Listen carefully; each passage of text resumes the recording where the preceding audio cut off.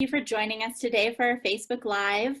I'm Julia Marvin, and I'm the marketing manager here at Jefferson Center, and I am so excited to be joined today by Louie Pinkerton. Louie is the community liaison for Jefferson Center's Colorado Spirit program, which offers COVID-19 relief and resources and mental health support. It can be really easy to let our thoughts wander or let our minds drift to obsessive or negative thoughts that cause anxiety or depression, and circumstances due to COVID-19 have definitely made this tendency worse. So today we're going to be talking about mindfulness and how it can help you return to the present moment, focus your thoughts, and ultimately let go of some of those negative thoughts and emotions.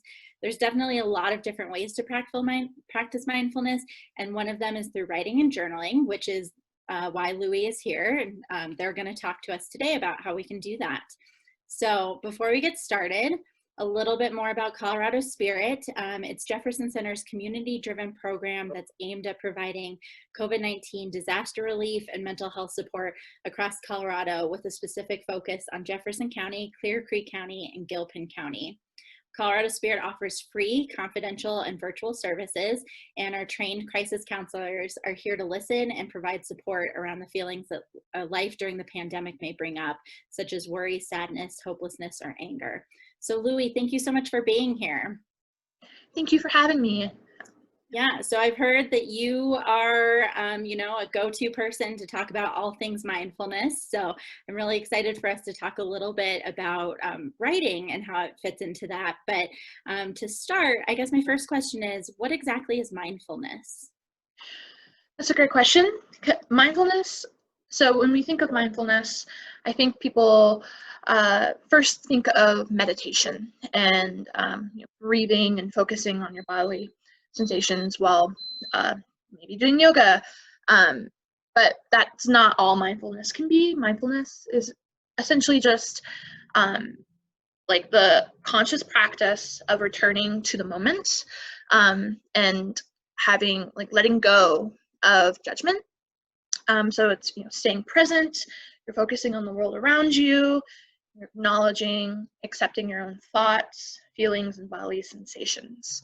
And so, we get carried away with thoughts of the future or the past.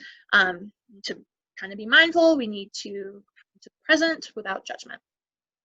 Yeah, I mean, that's a great point. I think, especially now, there's a lot that's still unknown about what the future is going to look like. And it's so easy to, start focusing on that as opposed to focusing on the present. So it sounds like mindfulness can be really helpful for that. But can you talk a little bit about how mindfulness can help support better mental health and well-being?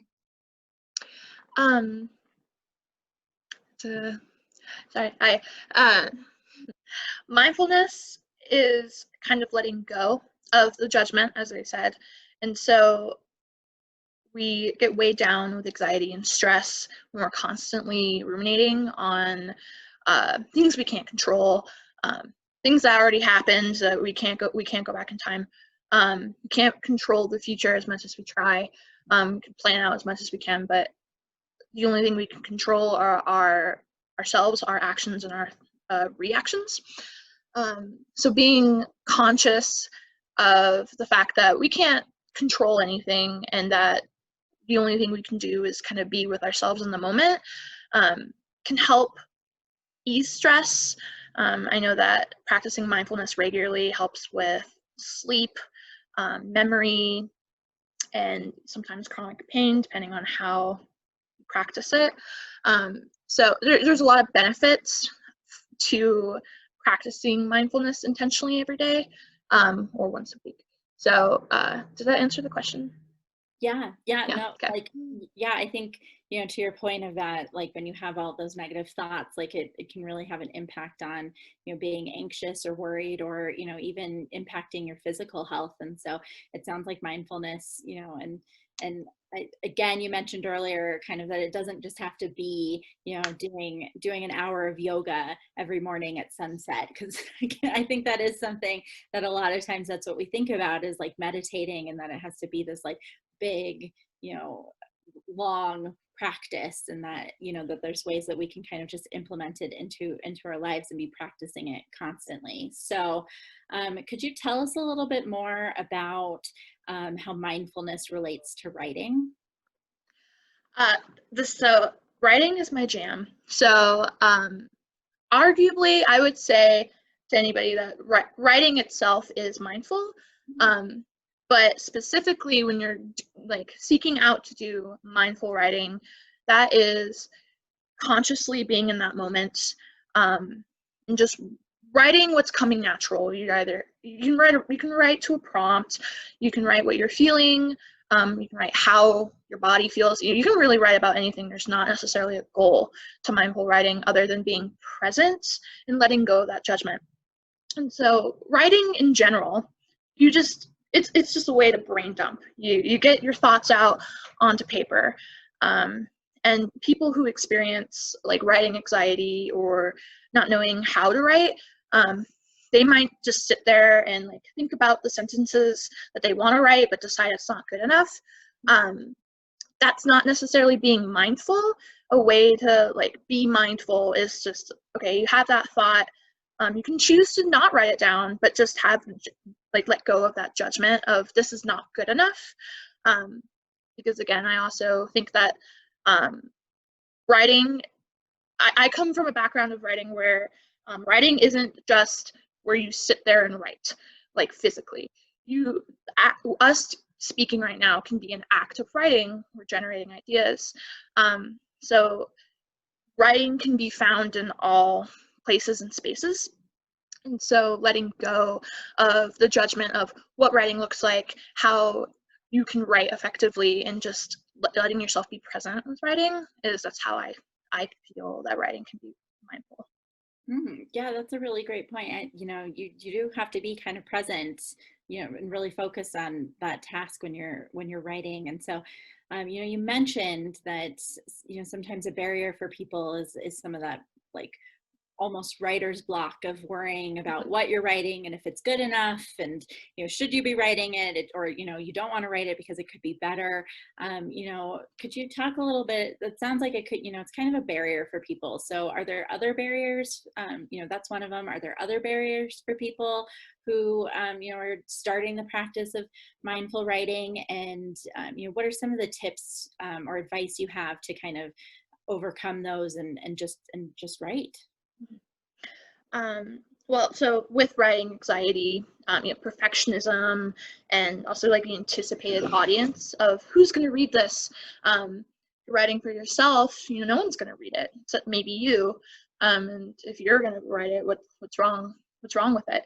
And so my advice for that anticipation, if there's someone that's going to read your writing in general, you can always have a first draft, and you should have a first draft. The crappy first draft exists for a reason, because you're just kind of brain dumping, and journaling doesn't have to be perfect, and like letting go of the perfect, like handwriting. I know that's something people focus a lot on, is like, my handwriting doesn't look nice. And who says that your handwriting needs to look nice? Um, and sometimes people like, they get so anxious that they lose their place in their sentence, and so they cross it all out. Just, you know, you can literally block off with your pen space to finish your sentence, and you don't have to finish a sentence. Even if you want to go back to it, you might not.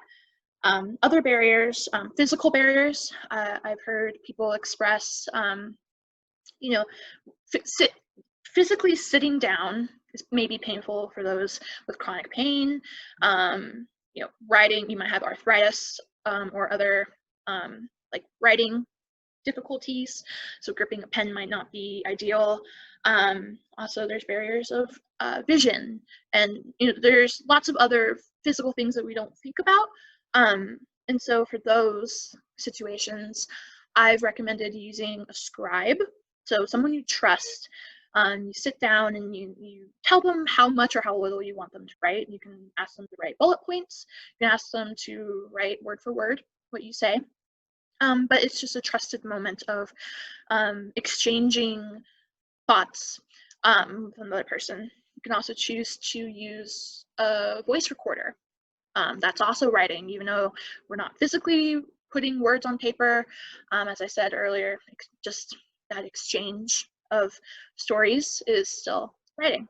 And then my last barrier, I think that's just is always on people's mind, is just not knowing where to start, and also a lack of guidance and commitment. You don't have to write every day. You don't have to write every week. You can write when it comes to mind, and there's no shame or judgment in that. And if you don't know where to start, you can ask for support from someone who writes a lot, or you can Google prompts and just find something that you like. So very self-directed. Those are some really great tips. I wouldn't have thought of just recording it, doing a voice recording, and that's, writing, and that counts as writing and journaling, because, I probably would have had some preconceived notion of that, like, no, I need to be sitting with a journal, sitting with like a leather bound journal and, my nice pen, like writing in perfect penmanship. And so, that's a really great tip, that like, it sounds like you can really make mindful writing, like the point is to make it something that works for you and is helpful, and that it can look a lot of different ways, and it doesn't have to look one specific way, and that it's different for everybody. Absolutely. Yes. Yeah, that's great. So, for some, journaling might be a new practice. And so what are some of the tips that you have to start, the mindful writing practice? And, you mentioned you also mentioned, like, it doesn't have to be every day, but, is there a benefit to having a routine? And, how do you get started? What are some ways to get started? I love this question because the magical answer is just do it. So as soon as you think about it, just start. And so you don't have to wait for your pretty journal, because I'm sure you have a ton of journals that you said that I'm going to start journaling this year, and they have one page where you say do your diary. Nope, just start. You can look up a prompt, but find prompts that you like, and then with that, start slow.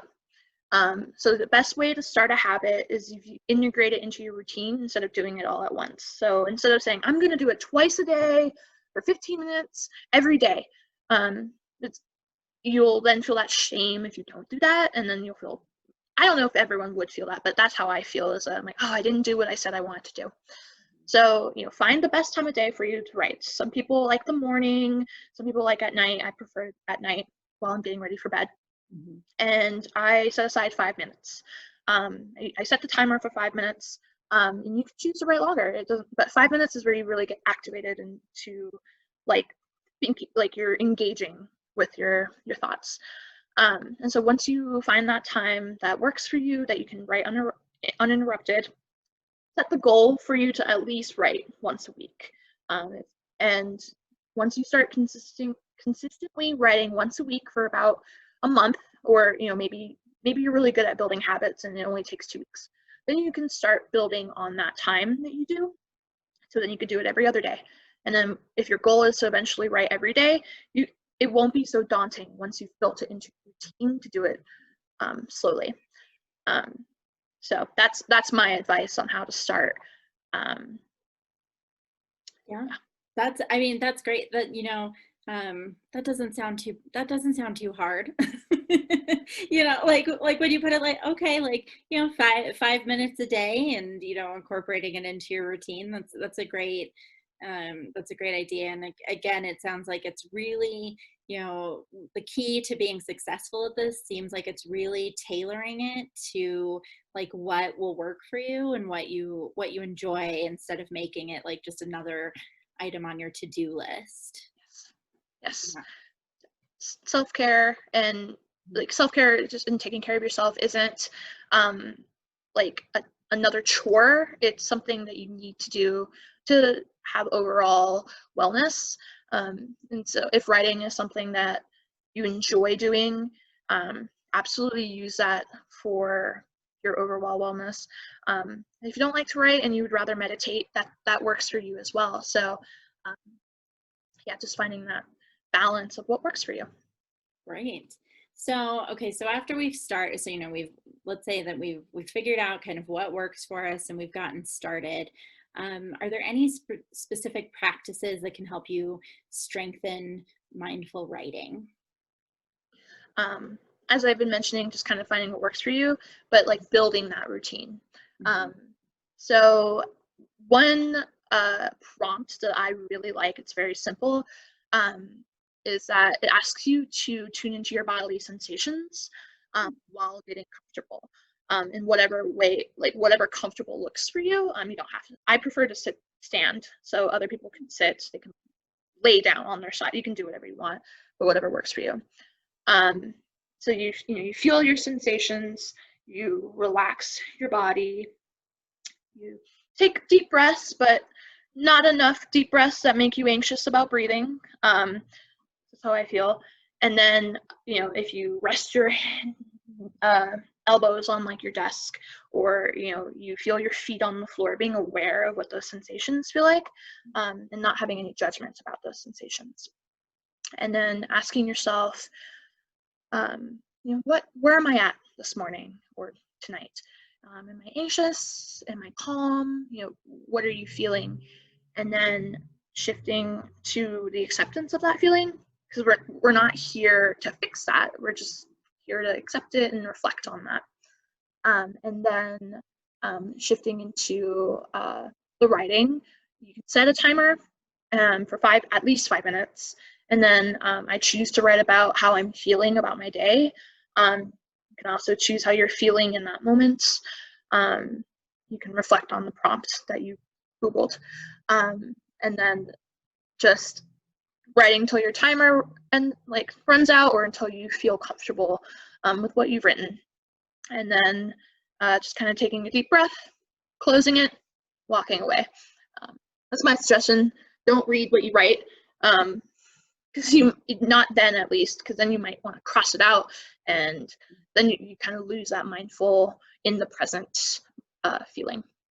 That's a great point, because if you're reading after, then you're worried about like, oh, what did I write? And it's really it seems like part of this is that writing, especially if you're writing about your feelings, that to write it down so that you're kind of getting it all out of your head, so you're not sitting with those thoughts. But it's like a kind of a physical way of a physical ritual of like getting it out, so that you can kind of leave it somewhere and then kind of move on with your day. Am I kind of getting this right?